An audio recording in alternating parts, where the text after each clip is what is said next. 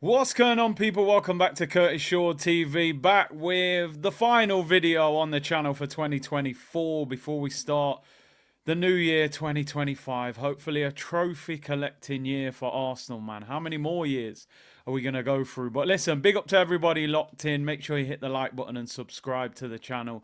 And before we do get into the video, I want to say a big thank you to the community, man, for really supporting the channel again this year.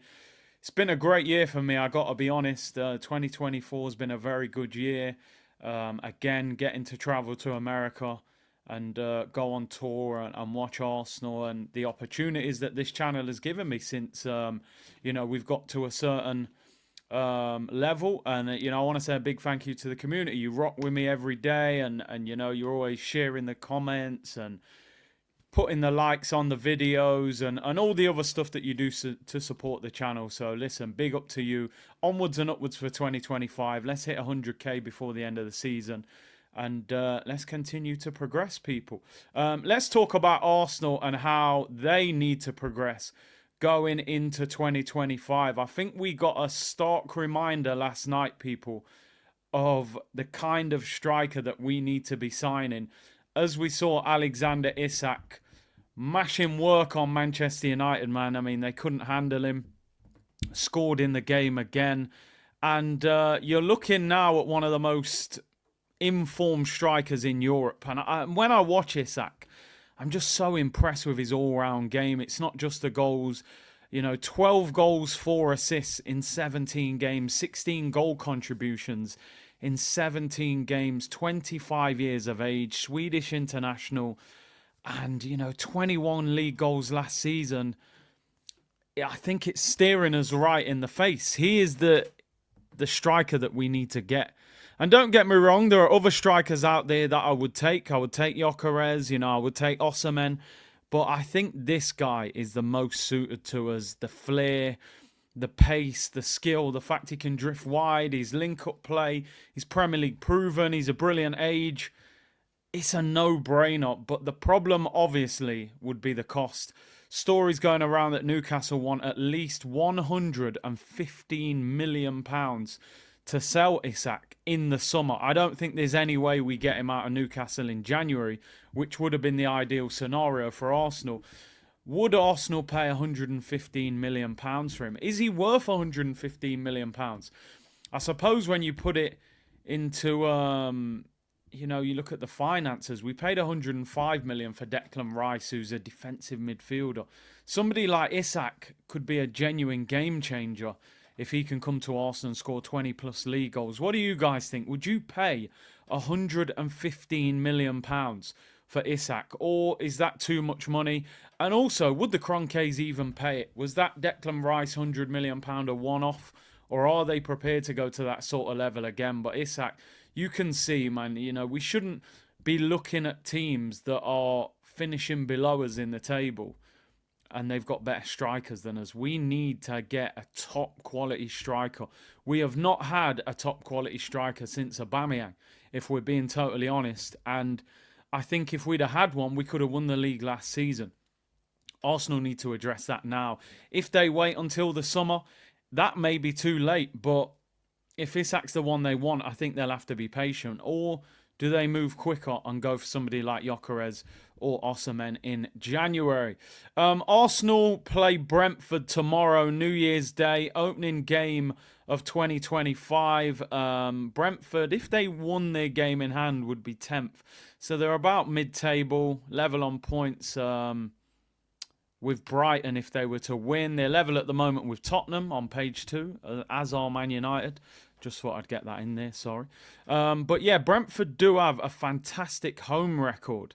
And their goal difference is level, 32 goals scored, 32 goals conceded. So they're very good in attack, not so good in defence. And Mbeumo, Wissa, they've been very dangerous going forward. Arsenal have been linked with Mbeumo as a potential replacement for Saka while he's out injured. But Arsenal are going to have to be cautious and make sure that they can win this battle and get the 3 points. It's a must-win game. We know at the moment Arsenal simply can't afford to drop any points. We're 9 points behind Liverpool on the same games. Liverpool are 9 goals better off than us in terms of goal difference, and we're third in the league at the moment. Nottingham Forest are second, 5 wins out of 5. Forest, the most informed team in the league at the moment, in the last 5 games. So we've got 9 games in January, and it's going to be extremely difficult. I did say that Arsenal will get the answers to our questions in the January period. Brentford away, Brighton away, Newcastle at home, Man United at home, Tottenham at home, Villa at home, Dynamo Zagreb at home, and then also Wolves away and Girona away. And even after that, going into February, our first 2 games in February, Manchester City at home and Newcastle away. We are going into a monster period of games where squad rotation is going to be vital, and also improving this squad is going to be absolutely vital as well. We know that Saka is out, and we know that we are going to have to bring people in this January window. Just looking back to the Brentford game, how are Arsenal going to line up for that game? We do play a game just 3 days later against Brighton, but we do have to concentrate purely on this game for now. I would go with David Raya in goal. The back four would be Lewis Skelly at left back, Timber at right back, Gabriel and Saliba at centre back. My midfield would be Partey, Declan Rice, Martin Odegaard. The front three is difficult, not because we have bags of quality, because I genuinely don't even know what the best 3 is at the moment. My initial thought, was Trossard on the left, Jesus through the middle, Ethan Nwaneri on the right. But I don't think that will happen. I think he will shoehorn Havertz in maybe in midfield and play Jesus up front, but then who plays on the right? Martinelli has not looked great on the right. He played okay for 20 minutes against Palace, but against Ipswich he was poor there. I don't even know what the best front 3 is at the moment for Arsenal. I honestly don't. You could pick it out of a hat. Trossard or Martinelli or Jesus could be on the left.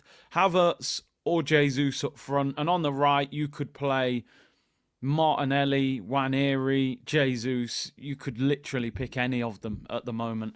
What will he go with? What would you go with? I'm actually not too sure. Because of the midfield, you might have to play Jesus on the right, Havertz through the middle and Trossard on the left.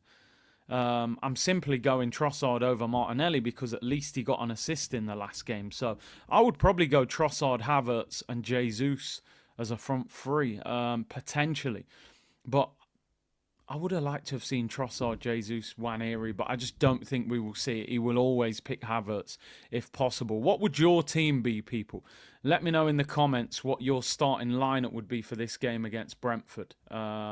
Especially that front 3, which is very confusing at the moment for the wrong reasons.